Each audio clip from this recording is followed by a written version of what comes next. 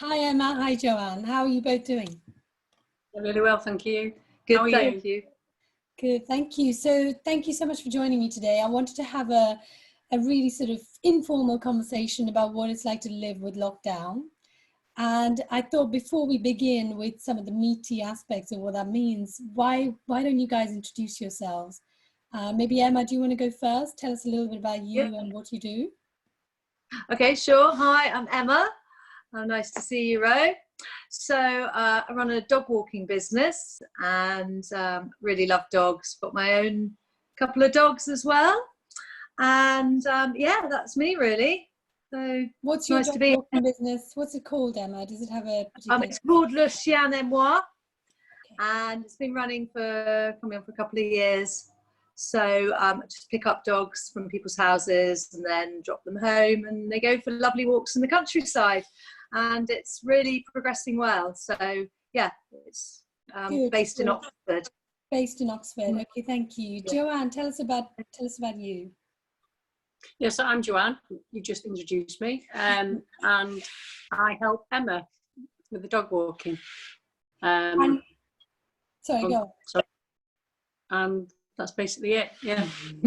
And you both got married recently, because I came to your wedding. So it's been just under 2 months, hasn't it, since you got married? It has, yeah. It seems like a lifetime. Yeah, it's been a bit of time. Yeah, a lot seems to have happened. Yeah, we certainly got to know each other very well. Yes. Well, it's interesting because COVID-19 has come in and sort of thrown in a bit of a curveball, hasn't it? So how has that impacted you both? Because obviously, you got married and then you went away for a while, and then since then you came back, everything seems to have changed. Tell me a little bit about how that's impacted you.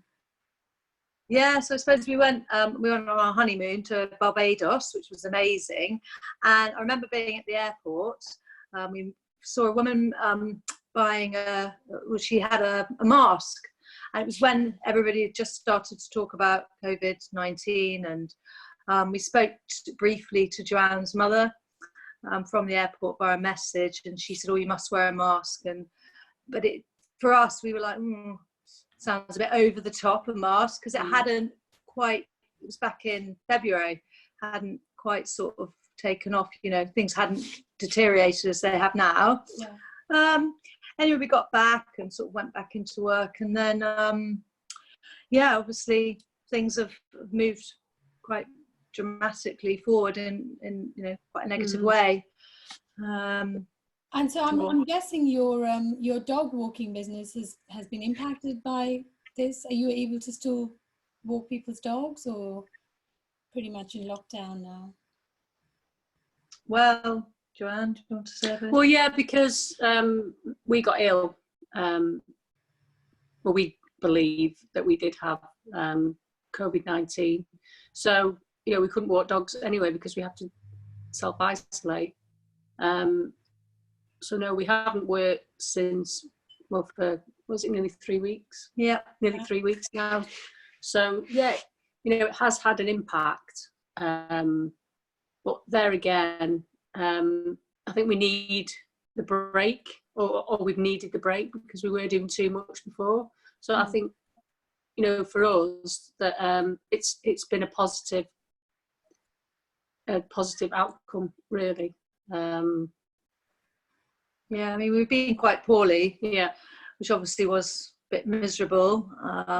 So particularly Joanne was really... Yeah, but we're one of the lucky ones, Yes. So many people dying and seriously ill people suffering because of their finances and stuff. But, we are, the lucky ones, really. Yeah, so, we are very grateful that we are in good health. We're female, we're obviously fit as dog walkers, so yeah, like Joanne said, we are grateful and we are lucky. We own our own home, so we don't have to worry too much about that side of things. Financially though, yes, things are tougher now, but we're not obviously spending so much money because we're at home. We are looking to help with just a select few of the dogs of hospital workers. We have doctors and nurses who are our customers, about three of them, I think, 4 maybe. who would like a bit of help because they're not able to walk their dogs at this time. So we've said, shuffling it around a bit, we will try and help them. But obviously we are very keen to stay at home at the moment to, comply with the government. And so we do stay at home. We are mainly at home now. We're following the guidelines and yeah. So tell me a little bit about the experience of actually getting the virus. I mean, you think you got it. Obviously, have you actually had a chance to be tested to confirm that you did have it? No. Or no? No, neither of us have been tested. We haven't, obviously. I think it would be the NH staff, isn't it? That would be. Well, it's if you actually go into hospital, those are really the only general public who are tested. So I suppose for us saying that we believe we've had it is because we've had all the symptoms between us. A lot of the similar symptoms, some have been a bit different. Both our GPs have said that they believe we have it because of that. The paramedics as well, for Joanne, was having breathing difficulties with it, which was very upsetting, and the coughing and things. And also our friend's a senior nurse at the intensive care unit at the John Radcliffe Hospital in Oxford. She lives just around the corner, so we've had quite a lot of phone calls with her, and she's seen us from our window, helped us with our dogs. One of our customers actually was walking our dogs for us a couple of times. So yeah, that's not really nice. And she is pretty sure that from seeing us and hearing that we both had it. So, but anyway, we are really so much better. Today's the first day I feel really good again. The fact as well that we never get ill. I've not been ill. Well, not like that. Not that sort of illness for years. So it is. Well, it's not a coincidence because I don't believe in coincidences.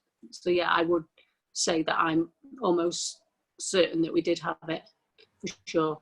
Yeah. And I'm the same. I haven't been ill in 10, 15 years, touch wood, until this time.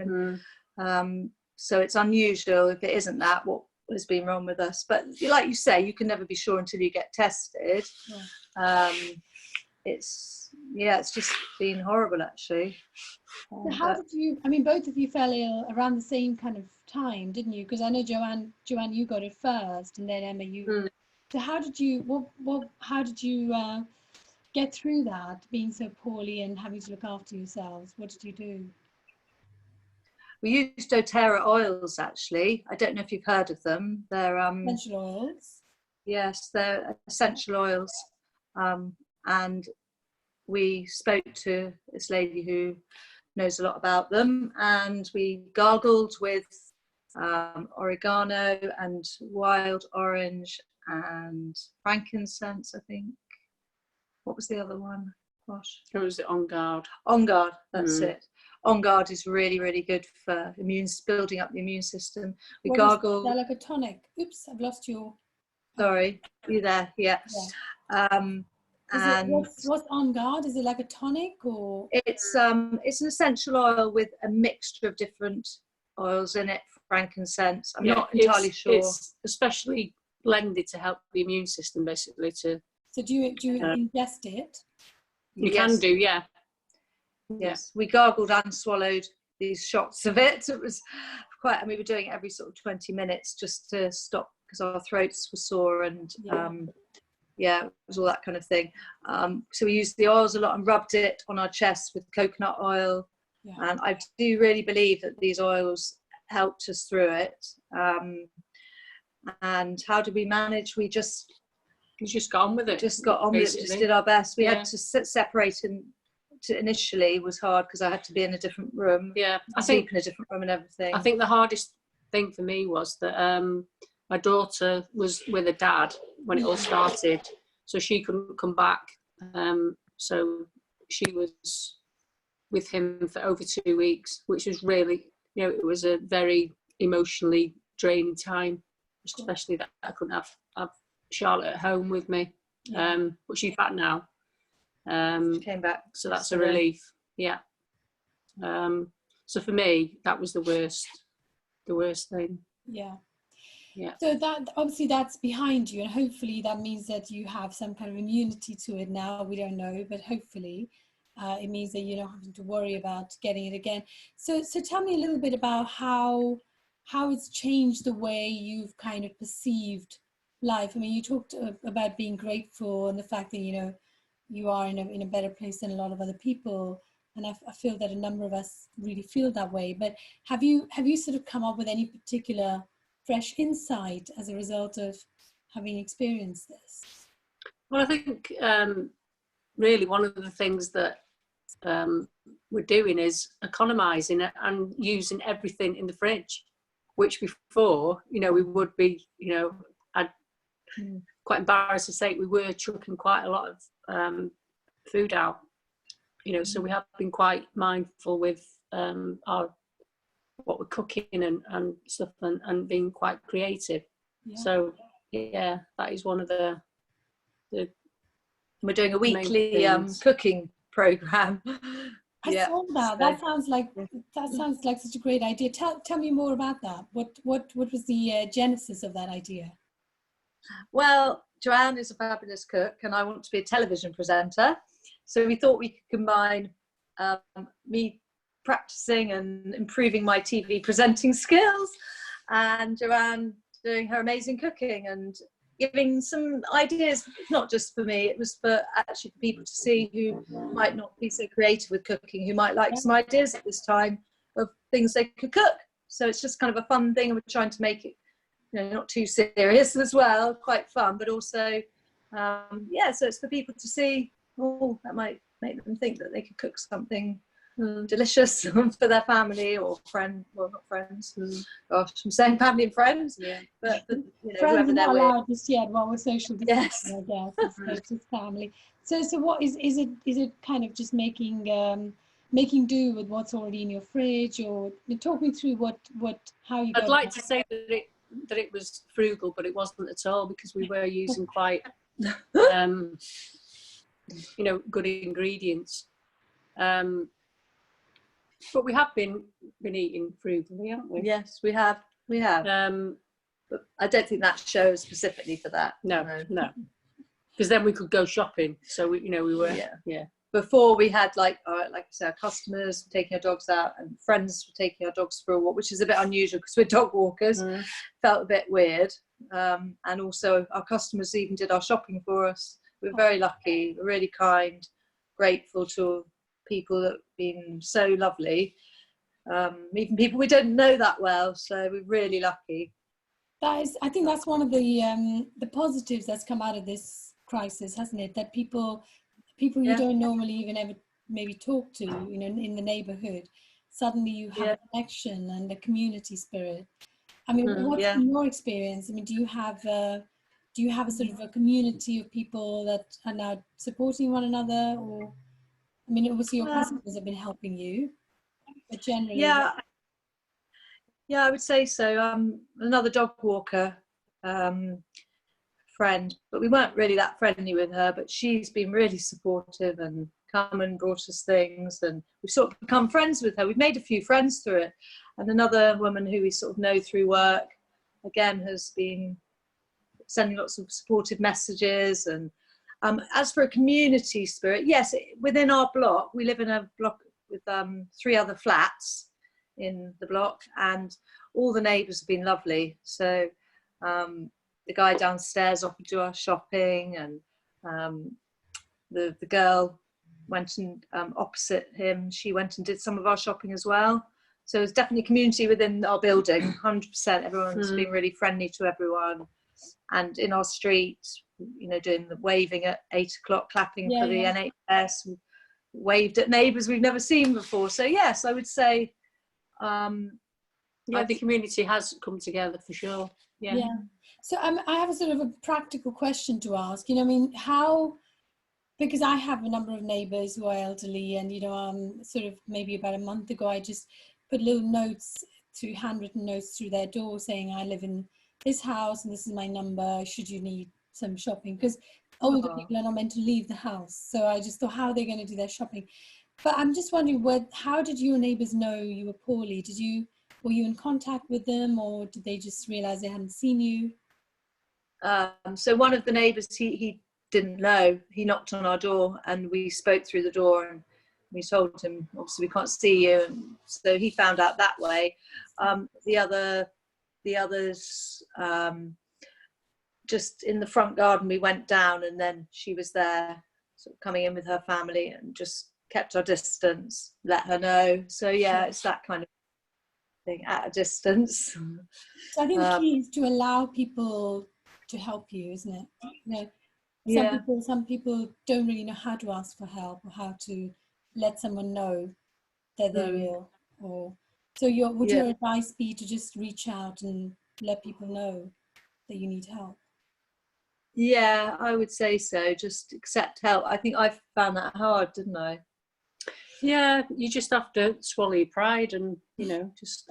I was a bit embarrassed with one of the customers, just because I felt like, really, I don't want to ask her too much. And yeah, but then I did let her help us, and it was fine. Yeah, the thing is though, people don't offer help if they don't want to give it. I think the majority of people really love to help. Yes. Nothing, they don't want anything back. They get a lot out of helping people.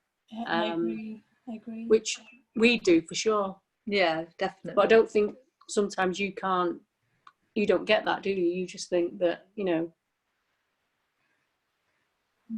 I think I understand it more now. Yeah. But I think maybe I have struggled with that a bit, if I'm honest. Yeah, a bit like. But then again, I'm happy to help other people. So yeah, I think I'm getting to grips with it now.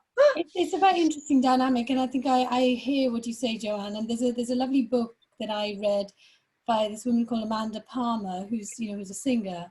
She's written this book called The Art of Asking for Help, basically, and it's a great read. And she talks about the psychology of how people love helping others, but when it comes to accepting help, for some reason they feel really awkward about it, or asking for help. But if you think about it as a gift, when you give somebody help, you're giving a gift. You're not selling them something. And if somebody then refuses to take it, it's like they've refused your gift. So I think it's differentiating between someone who is gifting their time or help to you from someone who's got an agenda. So if you can differentiate, then you know which one to say yes to. That's great. So now I want to just talk about how you're making light of this potentially grim situation, because if you watch the news or you read the newspapers, it's all full of doom and gloom. What do you guys do to keep sane and not get too caught up in all the anxiety of it? Well, we haven't had the news on as much today. We did get a bit in the habit of sort of putting it on and leaving it on, but we've decided to try and go a bit more easy on that. Well, that's because we just wanted to know what is happening, and keep updated with it all. Yeah, for sure. We want to know what the guidelines are and stuff. But I suppose to keep positive and stuff, we're trying to do other creative things like the cooking. Now, obviously, we're okay to take the dogs for one walk a day, just to the park. So that's nice to get a bit of sunshine. Meditation. I've been doing lots of meditation, having nice relaxing baths, reading. Yeah. Obviously, Joanne's daughter's back, so sort of seeing her and. I do have this philosophy that is, you have to go through the dark to see the light. So, I know that the light is there somewhere. You can't see it at the minute, but it's like a tunnel, isn't it? We have to go through it to get to the other end. Yeah, exactly. Yeah. I mean, I'd say we're quite lucky because we're both quite positive people anyway. And so, if I'm honest, I actually feel, now I'm feeling better today. I feel really on top of the world again, and I feel actually it's a great opportunity for me to make some changes with what I want to do with my life and my career at this time, once I've sorted the technical problems out. So I'm feeling quite upbeat, and like Joanne was saying at the beginning, I feel much more like we needed a break, and I feel not 4 or 5 dog Re-energized. walks a day. I'm feeling it's quite a positive thing, actually. I know what's going on is very negative, but like you say, there is light and we will get through it. And I think a lot of good will come out of all of this. I hope actually. so. I hope. Yeah, I hope so. Yeah, Joanne, you were going to say something. Were you going to say something? Can't remember. You were Yeah. talking about some of the creative stuff you've been doing, Emma. I mean, obviously Joanne's cooking, and you creating like a mini. Is it on Facebook? Where's the Yeah, video? we're just doing Facebook Live with the cooking program. Yeah. And does it have a particular theme around it, or is it, you know, tell us more about that? No, I don't think it does have a theme. I just sort of said to Joanne, you know, what are you going to cook for this week? So we're doing it again on Sunday at 4 o'clock. And I think it's just something, it's more Joanne's creating a dish that she thinks is interesting and slightly different. Not, you did, what was the last one you did? I can't remember, salmon en croûte. Yeah, with a lemon and mustard sauce with broccoli and I can't remember what the other thing Roasted asparagus. Yes, roasted asparagus. Yeah. With parmesan on the top. It was delicious. I think it's just my excuse to be able to eat nice food once a week, but I get nice food every day. I get nice food every day. No, I really do. I was just joking. To get even nicer food. And you're obviously looking to go into presenting, Emma. So tell me a little bit about how you're going to use this enforced break to really. Well, I would really like to do presenting, and I'd like to have a dog show. Yeah. So I need to work out how to use Zoom. I've got a computer now, which I haven't had for quite some time.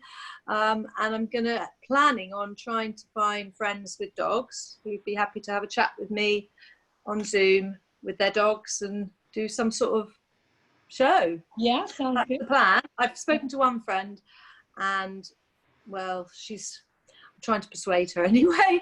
So the problem is some people aren't that keen about doing this camera and being, you know, but I'm sure there'll be lots of people who will be excited to do it. But if you know of anyone, let me know. Definitely. What kind of you know, maybe this is a good opportunity to talk a little bit about what sort of conversations you're looking to have with them, and then it might draw the right people into you. Yeah, I guess it's just asking people about their dogs. It's going to be like a fun dog show. So it could be that they've taught their dog to do a trick or some agility or something. Well, that'd be slightly more difficult to do that through Zoom, unless I suppose they could do it out and about with their iPhone. But obviously people aren't supposed to be going out and about doing agility. But yeah, just anything really, a fun story. You know, if the dog's run away and then turned up back on the doorstep a year later, something like that, or just anything that they feel is interesting and funny to tell me. But it could be tips for dog behaviour as well, and training, and how to cope with the coronavirus and how to cope with the pets because they have to be indoors a lot more. Yeah. So I can give people advice on that if they need it. I might even do a bit of that as well. But it's mainly going to be... You're saying about funny stories as well. Funny stories, yeah. Yeah. Funny stories. And do they have to have a dog at the moment, or can it be someone who's had a dog? And I guess I was thinking that because Joanne's parents had a dog when Joanne was growing up, and it was an amazing story of this dog that it used to take itself for a walk for like 2 or 3 miles, go somewhere and then come back. I might actually have to interview their parents, but this dog is, I'm afraid, why not? Sadly, been dead quite a few years. But yes, I was thinking better if they had a dog, it'd be more fun to see the dog jumping around. People love looking, you know, everybody loves dogs. Well, not everybody, but a lot of people do. But yeah, like they don't have to have a dog, no. Yeah. It's an interesting enough story and they're up for having a chat. I'm not really that fussy. Sure. Sure. So yeah. And how is your daughter Chapelle, how is she dealing with all this? I mean, is she being homeschooled, or that must have been tough for you to be here and for her to be with her dad while all this is going down? Yeah, the homeschooling, but she seems to do that on her own. You know, she's very intelligent, and you know, she's got all online schooling from school. so she does that herself. Obviously now it's the Easter break, so she's very conscientious though, isn't she? Yeah, she is. So she's been chatting to her friends on the phone and stuff like that. She went to the park today with us. So. Yeah. Picking daisies to make a daisy chain. So yeah. She seems cooking with her. Yeah. We're going to make some hot cross buns, so should be good. So have you, as a result of this enforced, staying indoors, have you discovered anything new about yourselves? I mean, has there been a sort of moment of insight as a result of this slowing down and,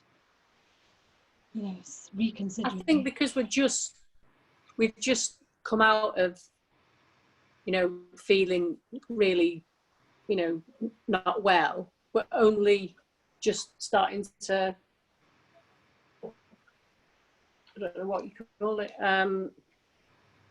Get used. Got a mind block. Yeah. We're just can't think. Stop my mind. Getting used to being around, doing stuff again. I guess quite simply, because we have been out of action. Yes, so it's going to be in the coming days that really you're going to get a chance to think about that kind of stuff. Yeah. And in terms of where we go from here, because obviously it's a big unknown, and we don't really know what it's going to look like when we get back to normal, whatever that looks like.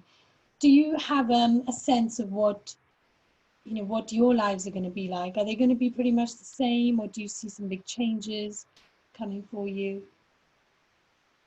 I can't imagine dog walking is going to be massively impacted. Dogs are still going to need to be walked. But how do you see the world at large, changing, and your role in it? I mean, obviously you want to become a presenter, Joanne.